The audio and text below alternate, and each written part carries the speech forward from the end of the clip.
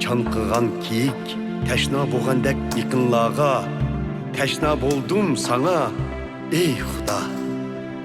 İntizar men sana, hayatlık bulki boğan birden bir Xuda. Kaçan mı körermen senin çehrini kirip huzurunga.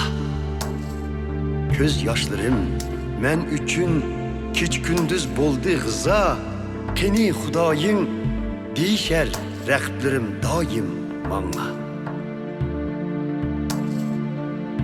Könglim buzuludu, ötken günlərini əsliginimdə barattım cemaat bilen hiç ötküzüşke. Kişilerini başlayttım Perverdigarının üyige, mediye itip toğluşattık, hoşhal bulup şu demde. Ey kalbim, nemişka şunca şükünsen.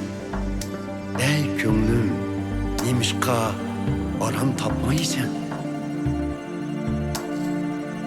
Ümit küt Xudadın, mediyeleymen yanıla onu. Xudayım saklıgıcıdır, şermende boluştun yüzümni.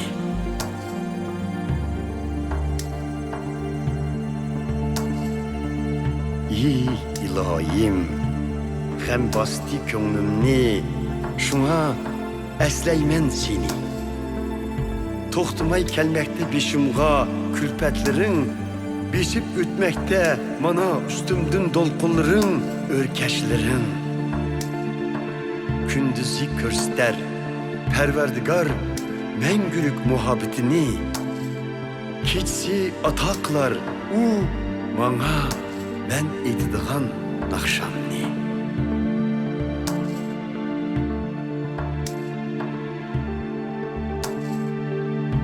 Yetar men koram teşim Xudaga.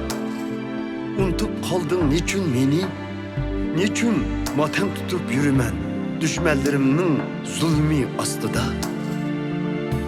Ötti cinimdin düşmanlarımın tapatenleri. Daim bana keni Xudayın deyişleri.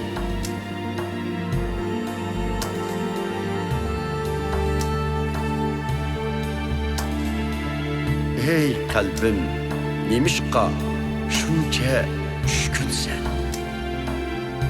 Ey könglim, nemişka aram tapmaysan.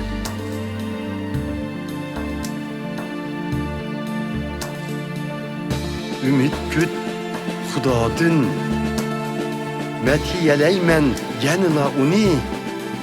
Xudayım saklıgıçdır, şermende boluştun yüzümni.